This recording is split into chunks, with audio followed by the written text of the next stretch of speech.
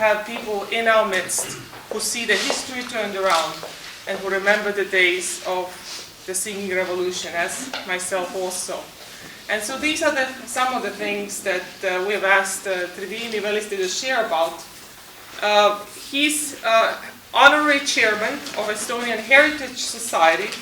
However, if you go to the source of all information and Google his name, you'll find out all the other many roles that he has served this country. And it is with gratitude and with great joy that we hear from you today. So please, Trivimi, please share with us. Let's meet him.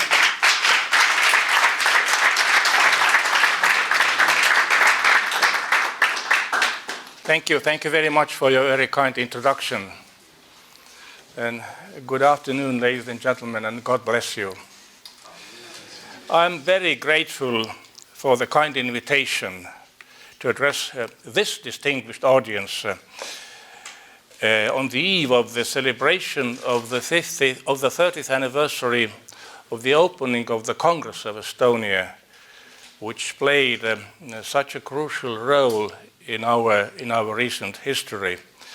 But first of all, I would like to seize this opportunity and very warmly congratulate the Estonian Methodist Church on the occasion of its recent 110th anniversary.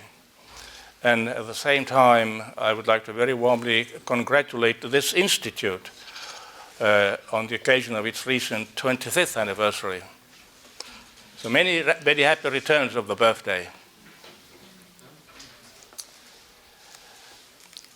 I'm pleased to recall that only 5 weeks ago, Estonia celebrated the 100th anniversary of the Tartu Peace Treaty, which was signed between this country and Soviet Russia on the 2nd of February 1920.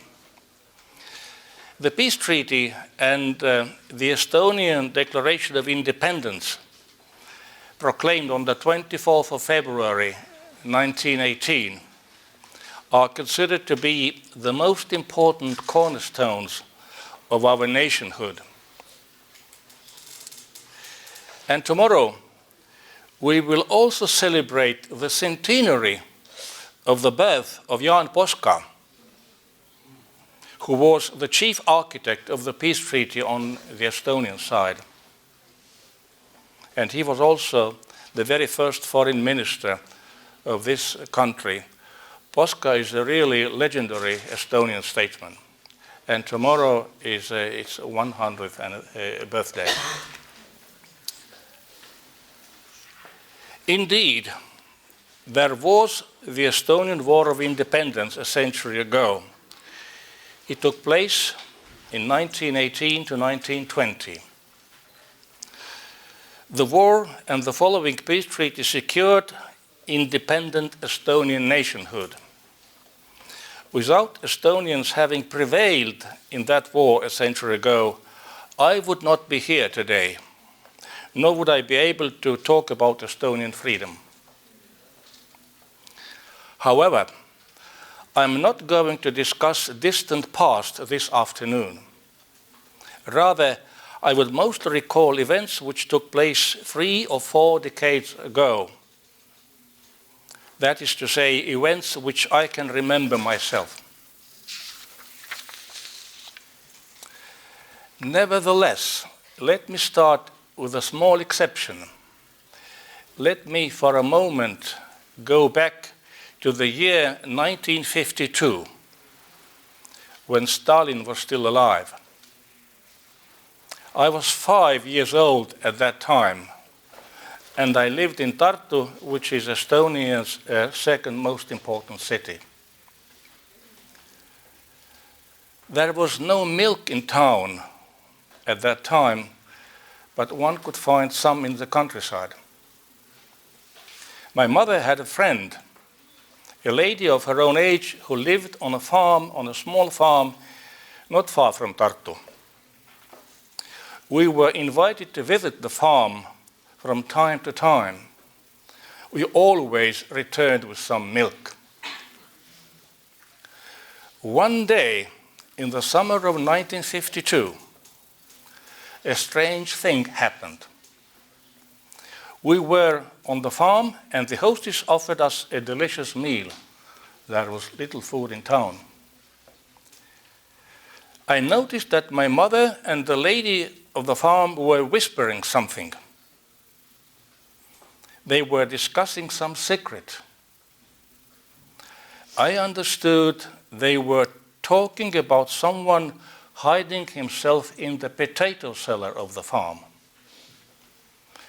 And they were going to take him some food. I immediately realized that must have been a forest brother. I knew there were many of them in the Estonian forest at that time. They were the Estonian men who were putting up armed resistance to the Soviet occupation since 1944, when Estonia was for the second time conquered by Stalin. The first Soviet conquest had taken place 5 years earlier, in 1939 and 1940, as a result of the notorious secret deal between Hitler and Stalin.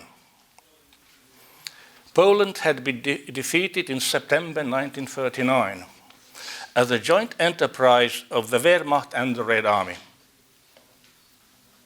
Hitler had earmarked the Baltic states, including my country, to the sphere of interest of Stalin. The Kremlin demanded land for Soviet military bases in Estonian territory. The Estonian refusal would have meant war. Estonia fighting alone against the Red Army, the Soviet Union. The Estonian government decided to buy time and ceded military bases. The Estonian leaders hoped the friendship between Hitler and Stalin would not last forever. And the Germans might perhaps have their second thoughts. In October 1939, more Russian troops poured into Estonia than had been fixed in the agreement between Estonia and the Kremlin. Stalin promised to honor the Tartu Peace Treaty, signed 2 decades earlier. He promised to refrain from interfering in Estonian domestic affairs. But he kept his promise only 9 months. In June 1940, when the Wehrmacht paraded in Champs-Élysées, Paris, the Red Army marched into Tallinn. They also marched into Riga and Kaunas, the capitals of Latvia and Lithuania. That ended the first period of our freedom and independence, 22 years from 1918 to 1940. The Estonian government was overthrown in June 1940. Members of the government, members of the parliament, university professors, writers, civil servants, policemen, and the like were arrested. The leaders of the church, business people, entrepreneurs were dubbed as enemies of the people. They were among the first targets. Many of those arrested were shot soon. Others were sent to concentration camps in Russia. A former sea fortress of the 19th century called Patarei, the Battery, is a sad symbol of this tragedy.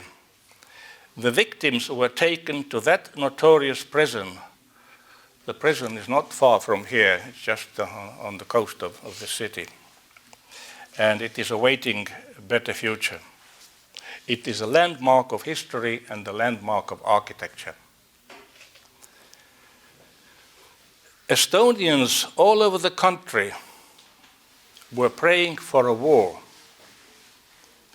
You heard me correctly. I was saying Estonians all over the country were praying for a war to start. And then, on the 22nd of June 1941, exactly 1 year after the Soviet takeover, it happened. The Barbarossa plan of Adolf Hitler was carried out. Der Blitzkrieg, the lightning war, was quickly advancing and approaching the southern border of Estonia. Estonian girls were picking cornflowers in the field and handing them to sun-tanned German soldiers. In some places, Estonian men were able to blow up small bridges, making Russian retreat more complicated.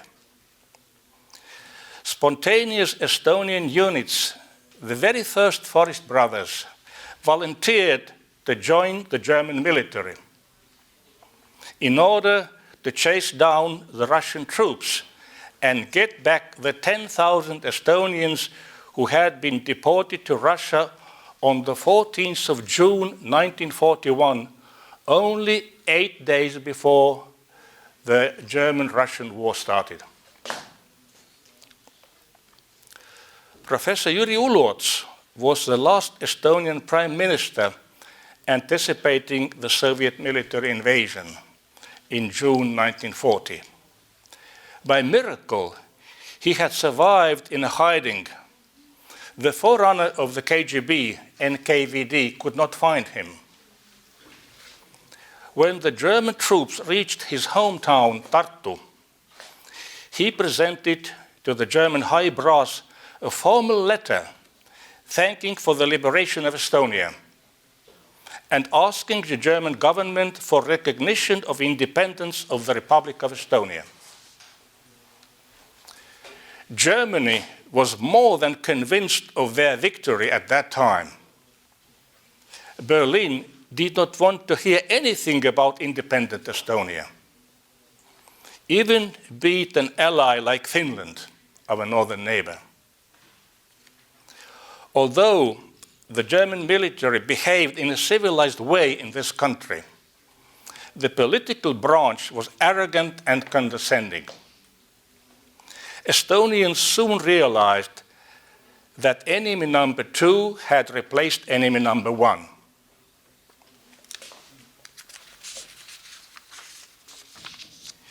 Three years afterwards, the atmosphere had changed. There were few Estonians in 1944 who believed in German victory. Nor were there many Germans either. Prime Minister Uluots was now allowed to speak to the Estonian nation over the radio. According to our constitution, he was automatically acting president of the country, since President Konstantin Päts had been deported to Russia already in July 1940. Prime Minister Uluots appealed to all Estonian men to accept German weapons and jointly stop the Red Army on Estonia's eastern border. All in all, 70,000 Estonian men took up German arms and fought in the uniform of enemy number 2 in order to stop enemy number 1. The latter was much more deadly. However, when Adolf Hitler learned in September 1944 that the German ally Finland was going to sign ceasefire with the Soviet Union, he decided Estonia must be abandoned in 5 days. The German troops started to pack up in a hurry. This was a shocking news for the surviving Estonian political elite. This was a nightmare for the Estonian people. The Germans are leaving and the Russians will be back. 75,000 Estonians, men, women, and children, were able to flee from the country in September 1944 in order to avoid either being shot or sent to Siberia. This was roughly 7% of our population. Most of them were the surviving cream of the nation, more educated, more active Estonians. Estonia lost her leadership. In the 5 long decades of Soviet occupation, Estonia had 3 capitals. 3 capitals. One was, of course, here in Tallinn, but it was in the hands of the enemy. Yet there were 2 more in the free world, one in Stockholm, the other one in Toronto. Those 2 cities were the places where the concentration of exiled Estonians was the greatest. The exiled Estonians never abandoned struggle for the liberation of their homeland. On the one hand, they organized large political rallies and lobbied with the Western governments. On the other, they entertained their own culture, published Estonian books, held Estonian festivals. Not all Estonians could leave the country at the end of the war. There were not enough boats for everybody. Nor could everyone make it to the west coast. For men, particularly those who had fought against the Red Army in German uniforms, the only option was the forest. Almost half of the Estonian territory, even today, is covered with forest. So it was a serious challenge for the Red Army and the special NKVD units to hunt forest brothers. Food in the forest was, of course, scarce, but they could get some from local farms. And now, my dear friends, allow me to return to that small farm outside my native town, Tartu, in 1952.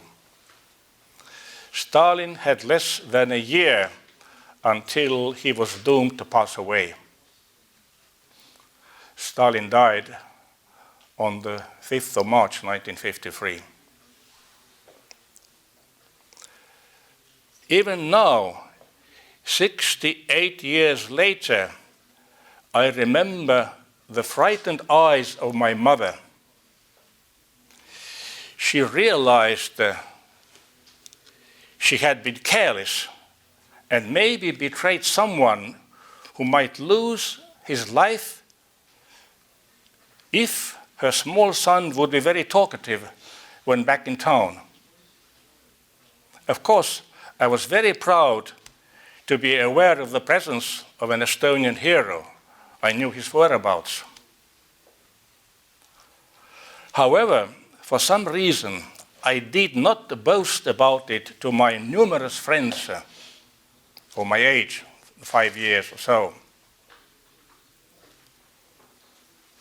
Because my friends might have talked about it in their homes. Not all homes were secure at that time. The fight in the Estonian forests continued well after Stalin's death. The brutal suppression of the Hungarian uprising in Budapest in 1956 was the final signal that the Western democracies would do nothing to rescue the Baltic states and other East and Central European nations. The Cold War was destined to continue. Most Western governments refused to recognize the incorporation of the Baltic states into the Soviet Union. Estonia, Latvia, and Lithuania retained their diplomatic missions in the United States and in the United Kingdom. although the Soviet government repeatedly protested against it. In due course, armed resistance of Estonians in the forest was transformed into passive resistance in daily life. However, there was always a small number of our countrymen and women who dared to raise their voice. They sent written appeals to the United Nations, to the European Parliament, and of course to the Estonian organizations in exile, who passed the text to the world media. All this could happen after Stalin's death, when life changed somewhat. There was less fear to be abruptly arrested, interrogated, put into prison, or even executed. The year 1956 was really a turning point in many ways. On the one hand, the Soviet regime brutally suppressed the uprising in Hungary. But on the other hand, the new boss of the Soviet Communist Party, Nikita Sergeyevich Khrushchev, condemned Stalin for his misbehavior and misconduct towards his own citizens, the Soviet people.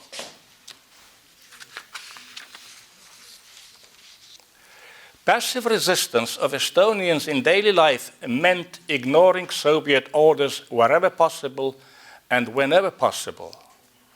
Dragging one's feet as much as possible was the new way of life.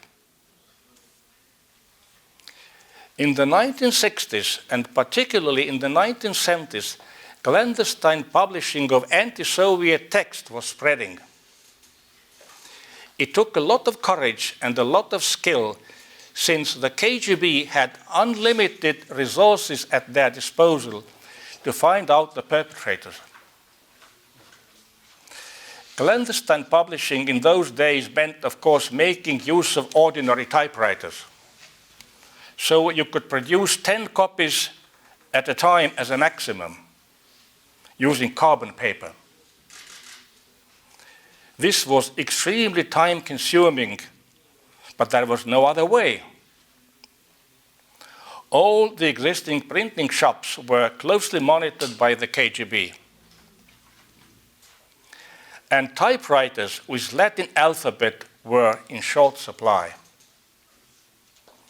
The best hope was to buy a typewriter made in Eastern Germany, the Deutsche Demokratische Republik. That was something good, if you could buy one. High quality compared to the Russian typewriters with a Latin alphabet. But Estonians use the same German letters as the Germans do. Estonia is traditionally a traditionally Lutheran country. The Lutheran Reformation started in Germany in 1517, spread quickly to the Baltic region. The ruling class of this country at that time was German-speaking. Their ancestors had come here mostly from northern Germany, and Plattdeutsch was spoken here by the ruling class. Tallinn belonged to the glorious Hanseatic League. Reval war eine Hansestadt. However, the first book in Estonian, a Lutheran Catechism, was printed already in 1525. So we have a very long tradition of literacy. More than, it's approximately 500 years. Soon thereafter, in 1561, in the course of the Livonian War, Tallinn surrendered to the King of Sweden. As a result, this city and this country reinforced its status in the Lutheran world. 1.5 centuries later, Sweden was defeated. And in the year 1710, in the course of the Great Northern War, Tallinn surrendered again. This time, it surrendered to Peter I or Peter the Great. The conditions of surrender were so pleasant for the new Russian emperor that he granted special privileges to the Baltic German nobility over here. The Baltic provinces could retain their Lutheran church, and they could locally continue to be ruled in the German language. The territory of Estonia belonged to the Russian Empire for 2 centuries, until the Great Russian Revolution towards the end of World War I. When Estonia finally won her independence, the Lutheran Church was dominant in this country. A smaller part of Estonian peasants had left the Lutheran Church and joined the Russian Orthodox Church in the 19th century. They did so in quest for arable land. The Russian government had promised to reward them with land, but most of them were cheated. They got no land whatsoever. But according to the imperial law, there was no return to the Lutheran Church. It was not allowed to leave the Orthodox Church. Once you were a member of the Orthodox Church, you could never leave it. So there was no way back. No land, no Lutheran Church. You had to stay in the Orthodox Church. So, after World War II, when Estonia was again annexed to the Soviet Union, the Kremlin had to handle religious life here. The official Soviet doctrine was that there was no God. People who believed in God were pointed out and ridiculed as not really sane. But on the other hand, the traditions of the church were so long and so strong that the new political regime had to cope with it, and they had to find some compromise. Unlike in Russia proper, in the worst days of Stalin, the church doors here in Estonia were not locked. Instead, the Soviet regime, the KGB in particular, tried to control religious life, to monitor the congregations. They wanted to make sure the church was politically loyal to the regime. It goes without saying the KGB tried to infiltrate the church. There are different assessments as to what extent the KGB succeeded. Obviously, the matter is not simply black and white. It is quite likely many members of the church who were forced or compelled to collaborate tried to minimize the damage. They could offer information that was not damaging. On the other hand, there were always many members of the church who refused to cooperate with the Soviet authorities. That meant a lot of courage, but it also meant a lot of trouble. Interrogation, searching of homes by the KGB. In the extreme cases, it meant arrest and sentencing to prison or hard labor camps in Russia. However, one can say different denominations of the church in Soviet Estonia were the only formal organizations that did not have to follow the bylaws of the Communist Party. So one can say the church was the only openly and formally recognized opposition in the Soviet system. The mainstream of religious life was not clandestine. The church was allowed to print certain texts, religious texts, But of course, the church could do it only to a limited extent. Everything was monitored by special Soviet agencies. They had a special agency for church affairs, parallel to the KGB.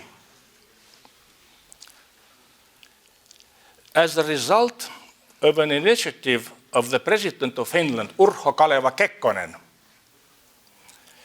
a ferry started to move across the Iron Curtain, across the Gulf of Finland, between Tallinn and Helsinki.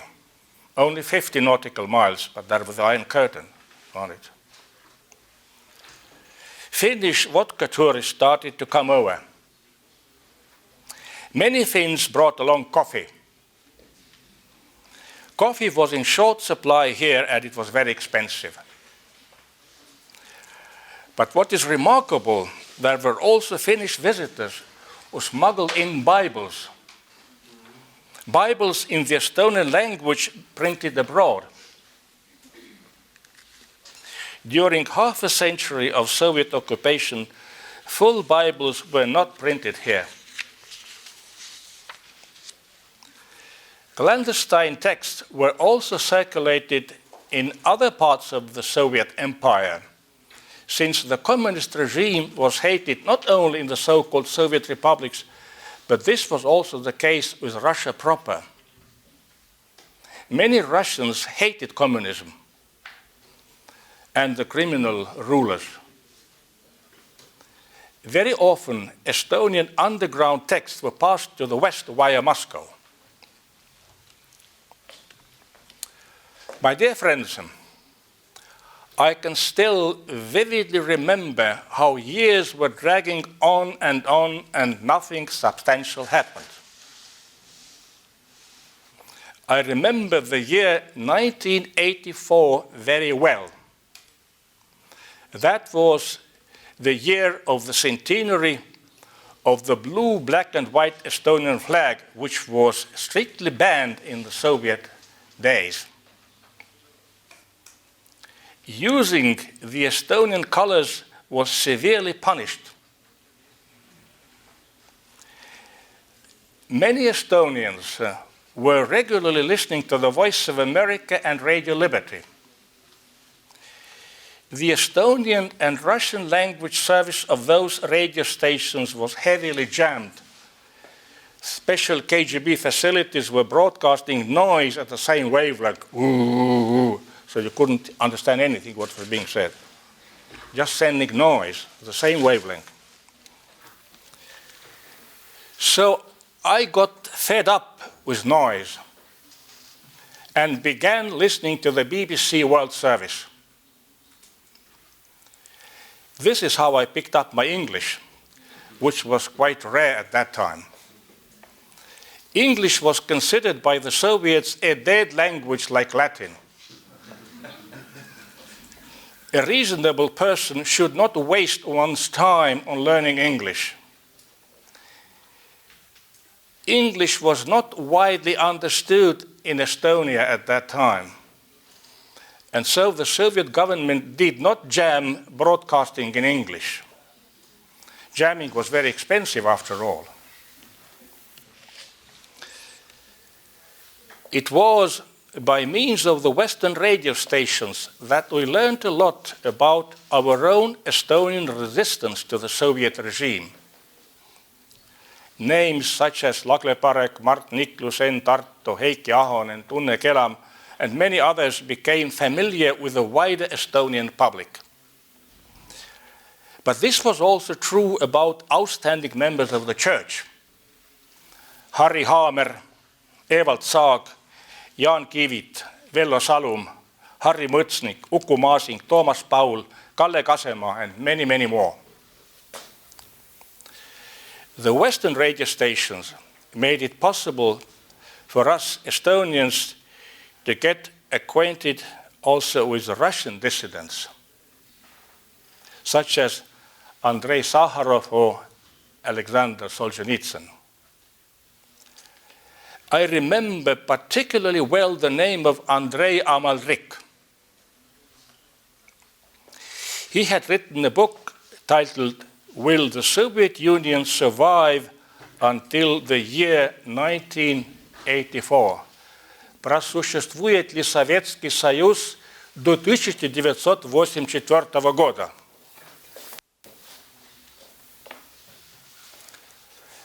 The number of the year had, of course, been borrowed from George Orwell. Amalric's text was read on the Voice of America. It was a kind of an incentive to reach the year 1984, the 100th anniversary of the Estonian national flag. The year arrived and nothing happened. The centenary of the Estonian flag, 100 years from the congregation, from the dedication of the Estonian flag, and complete silence. There was only a very small number of courageous people who secretly went to Otepää, which is a small town in southern Estonia, where the Estonian flag was consecrated 100 years earlier. However, there is a saying in my mother tongue which translates roughly, if the trouble is greatest, the help is nearest. Kus häda kõige suurem, seal abi kõige lähem. And indeed, one day, I heard a piece of news which is worthwhile to be remembered even today. A friend of mine, whom I ran into in a street in downtown Tallinn, asked me, have you ever heard the name of Gorbachev, Mikhail Gorbachev? My answer was no, of course. I have never heard that name, Gorbachev. Who's that? He said, better remember that name. You will hear it again. That was an early warning from Moscow via some administrative channels here in Tallinn. When perestroika was announced, at first we did not pay much attention to it, since there had been so many changes of the guard in the Moscow Kremlin. However, when glasnost was added to it, there was more reason to be attentive. Glasnost meant free speech, limited and well-controlled free speech. This was something new, the Soviet Union and free speech.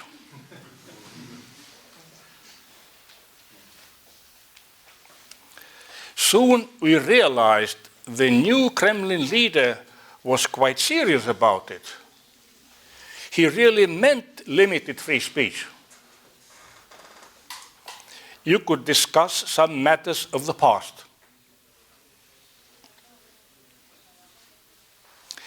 You were allowed to put forward ideas on how to make the Soviet system more viable and more efficient. Mr. Gorbachev wanted to give the Soviet Union a more civilized appearance. Now, in hindsight, many Russians believe he made a fundamental error. He let the genie out of the bottle. That was the beginning of the end of the Soviet Empire. That is to say, of the Russian Empire. Many Estonians realized at that time, now we must move with small steps.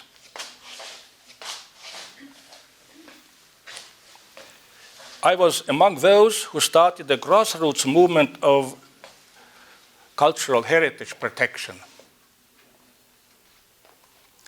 We started attending neglected cemeteries. Very many of our cemeteries were in very bad shape, very bad order. And also, we paid attention to old churches, repairing roofs of the churches. And that was in full conformity with the idea of perestroika and glasnost. There was nothing anti-Soviet going to a cemetery or even to the church.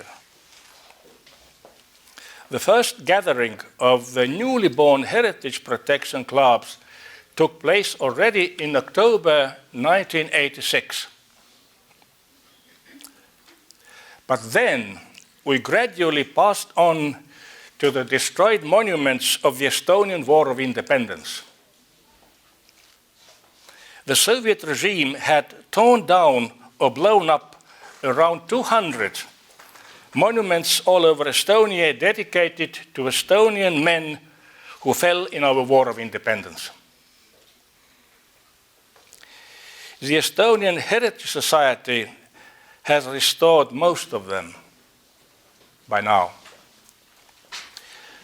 The church played an important role in doing so.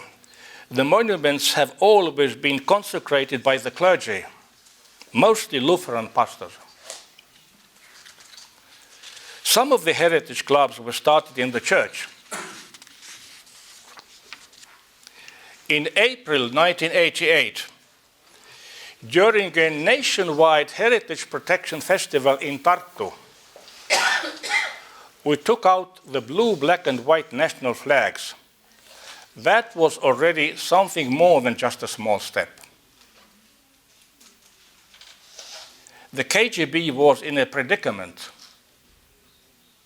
On the one hand, Gorbachev had demanded law and order must be restored in Estonia, Latvia, and Lithuania, the Baltic states.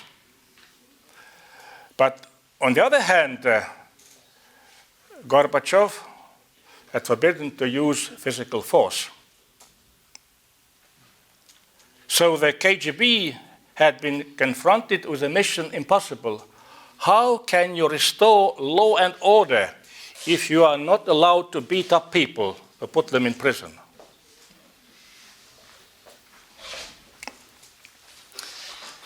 In parallel to the heritage protection movement, there was another very visible movement to protect Estonian environment against Moscow plans to start a large-scale mining of phosphate in northeast Estonia to produce fertilizers for agriculture. Alongside environmental pollution, this would have brought about considerable influx of Russian labor force, which would have aggravated the already sensitive demographic situation in Estonia. Students of Tartu University were in the forefront of this protest action. Having singled out the cultural heritage protection and the environmental protection movements as byproducts of perestroika, I would like to make it plain there was an important movement which started already some years before perestroika. It was a movement of religious awakening and religious renewal initiated by the young generation of Estonians. The Word of Life was very active and also publicly very visible. So we can now ask a philosophical question. Was the church in Soviet Estonia part of passive resistance, or was it a manifestation of active resistance? I can say it was both. The arrival of Mikhail Gorbachev in the Moscow Kremlin signaled a fundamental change. The idea of the masterminds of perestroika was to reform the Communist Party and the communist system. It was easier to do so if there was some popular pressure at the grassroots. A well-known Estonian political activist, a member of the Estonian Communist Party, Edgar Savisaar, appealed to the Estonian people on TV to launch a nationwide popular front in support of perestroika. He did so on the 13th of April 1988 just on the eve of the large-scale Heritage Protection Festival in Tartu, where the national flags were taken to the streets. The Popular Front was vigorously pushing its agenda of radical Estonian autonomy within the Soviet Union. A lot of emphasis was put on economic reform and economic autonomy. However, there were many Estonians who had regularly listened to the Voice of America or Radio Liberty, and they remembered very well that a seasoned Estonian diplomat, Ernst Jaakson, stationed in the United States already in 1929, probably the longest ever diplomat in service. Since 1929, Estonian diplomat still recognized by the government of the United States. He had sent formal congratulations over the Voice of America to the Estonian people on the 24th of February each and every year. And he had always congratulated us as Estonian citizens on our National Independence Day. In his understanding, we were not Soviet citizens. So the question was, how can you argue about increasing autonomy for your country in the Soviet Union if your country never joined the Soviet Union? This was a collision of world outlooks. Ptolemaios or Copernicus. Does the sun rotate around the earth or vice versa? An Estonian-born professor of politology in exile near Los Angeles in California, Rein Taagepera, had established the Heritage Society of Estonians Abroad in order to assist the Heritage Society here in Estonia. I was the president of the Estonian Society here at that time, and they invited me to visit Toronto in September 1988. Professor Taagepera asked me in Toronto whether there existed a full list of Estonian nationals in my country. My answer was, of course, no. Estonian nationals were people who used to be citizens of the country on the 17th of June 1940, the day Estonia was invaded by the Red Army. Everybody who was Estonian citizen on that day continued to be so, and all their children and grandchildren, automatically. Across the half a century of Soviet rule, the administration here, of course, had abolished this distinction. Everyone living in Estonia was considered to be a Soviet citizen, no matter where he or she was born or where he or she had come from. It made a big difference who you considered to be entitled to make decisions on the future of Estonia, whether they are the Estonian citizens or the Estonian inhabitants. Towards the end of the Soviet occupation, the ratio of ethnic Estonians in the country had dropped to 62%. Only 62% of all people living here in Estonia were Estonians. Non-Estonians organized a vigorous interfront to campaign against both autonomy and independence. So the Russians who had come here during the Soviet occupation didn't like either the autonomy, nor did they like the full independence. So, in the early days of 1989, we were confronted with a formidable task of drawing up the entire list of Estonian citizens. The only way to do it was starting registering people. This is how scores and scores of local citizens' committees were set up. in every county and every major city. At the beginning, Estonian people were cautious to be registered. A citizen's certificate was called a railway ticket to Siberia. In the years 1989 to 1990, the Estonian society was split. Many believed in the Popular Front and extensive autonomy. That path looked much more realistic and much more secure. It fitted into the Soviet legal space and was part of perestroika, directed from the Kremlin. At the same time, there was a growing number of Estonians who realized they were not at all Soviet citizens, albeit they had been carrying Soviet passports in their pockets or handbags. Soviet passports for 50 years.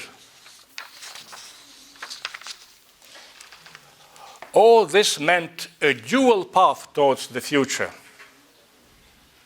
In all likelihood, Estonia would be free again. But will Estonia be a breakaway republic of the former Soviet Union?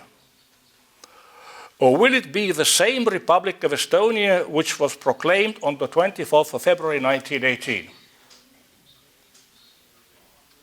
which had been temporarily occupied by her eastern neighbor? In the latter case, the country simply had to get rid of the Russian or Soviet troops and restore her constitutional government. The Popular Front was the engine to promote a democratic election of the new Supreme Soviet, which previously had been a puppet parliament. Now it was renamed the Supreme Council rather than Supreme Soviet. In March 1990, 462 candidates competed for 101 seats. The elections were free and fair. The only problem, Soviets also participated and many were elected. 4 high-ranking Russian military officers were elected to the so-called Estonian parliament, the Supreme Soviet. 4 military officers of this regime of occupation. The Estonian Heritage Society, the Estonian National Independence Party, which had been founded only in August 1988, that was the very first political party other than the Communist Party in the Soviet Empire that was established here in August 1988, the Estonian National Independence Party. And then there was also the relatively small Estonian Christian Union. So the 3 of them, the Estonian Heritage Society, the Estonian National Independence Party, and the Estonian Christian Union, organized the election of the Congress of Estonia the same month. 1,300 candidates competed for 464 seats. The Congress was representing nationals of the Republic of Estonia, regardless of their ethnicity or mother tongue. Before World War II, Estonia had ethnic minorities, a Russian minority, a German-speaking minority, a Swedish-speaking minority. They all were citizens of the country and continued to be so. So, at the end of the Soviet occupation, Estonia was moving fast towards freedom, but nobody knew how and when that would come. Extraordinarily, Estonia had 2 parliaments, the Supreme Soviet or Supreme Council and the Congress of Estonia. The former had a budget and a government, but he had no legitimacy from the point of view of the pre-war constitution. of the Republic of Estonia. The latter was based on the principle of legal continuity of the Republic of Estonia, but it had no budget. But the Estonian Lutheran Church donated to it 100,000 rubles, which was a considerable support.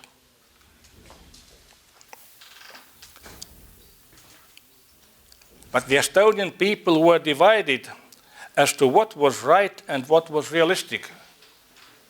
What is right, the Supreme Soviet or the Congress of Estonia? Which is more realistic? And then it happened, Deus ex machina. August 19th, 1991, the coup in Moscow which failed. Estonia declared her regained independence immediately. The two parliaments jointly elected the Constituent Assembly, 3 members from the Supreme Soviet, the Supreme Council, 30 members from the Supreme Council and 30 members from the Congress of Estonia, 60 members all in all, the Estonian Constituent Assembly. And the Estonian Constituent Assembly started to draft the text of a new constitution to be adopted by popular vote, because the pre-war constitution of 1938 was so much out of date, you could not implement it automatically anymore. It was so old. So you had to draft a new constitution, a new text. But of course, the new text was based on the opening paragraphs of the old constitution of 1938. And this was, of course, historic achievement that the Supreme Soviet, the Supreme Council, and the Congress could agree and elect jointly the Constituent Assembly.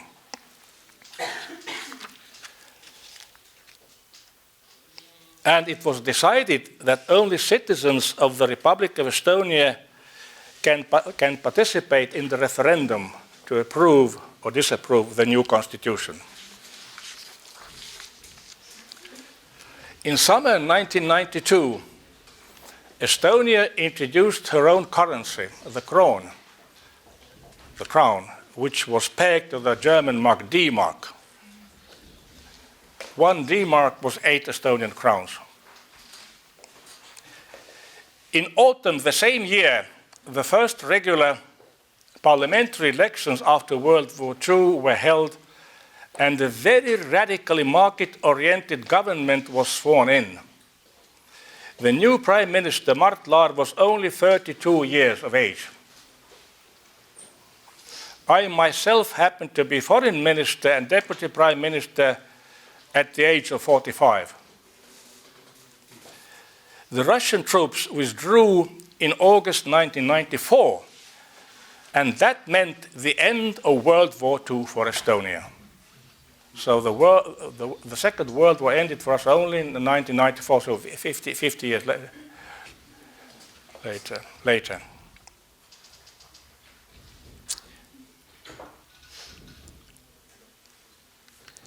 Ten years afterwards, Estonia joined both the NATO and the European Union. And one of my favorite sayings is, whereas the EU is about the better life, the NATO is about life. This is my favorite saying.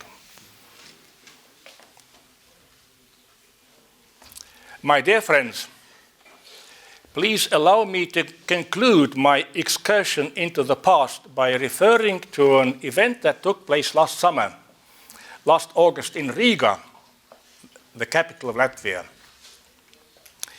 It was a magnificent celebration of the 30th anniversary of the glorious Baltic Way, the Baltic human chain, which extended for 600 kilometers from one Baltic capital to another. So the human chain, 600 kilometers long.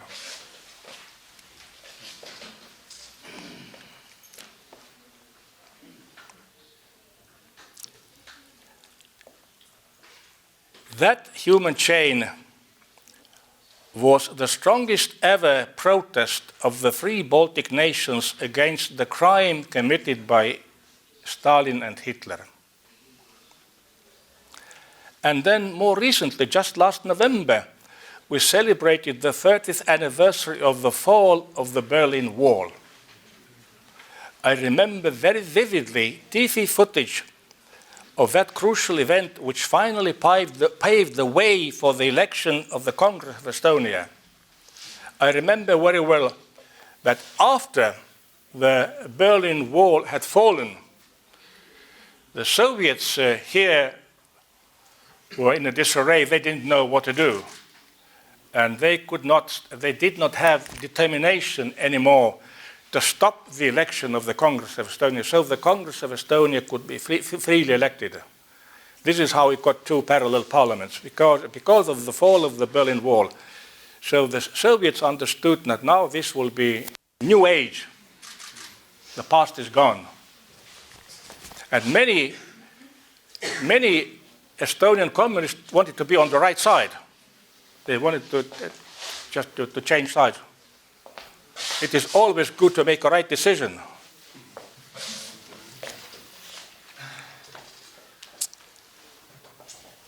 But I must say, the final path, the final stretch of our path of Estonia back to freedom and well-being has been relatively smooth compared to what happened a century ago when our nationhood was established. Very many people fell in the War of Independence, but we regained our independence without losing a single life. And sometimes I feel sorry. Not all my countrymen and women have noticed it. I'm sorry our people have forgotten to express their gratitude to the Almighty. However, I know this church and this congregation have committed themselves to the noble obligation. And I'm very, very grateful for that. Thank you for your kind attention, and God bless you.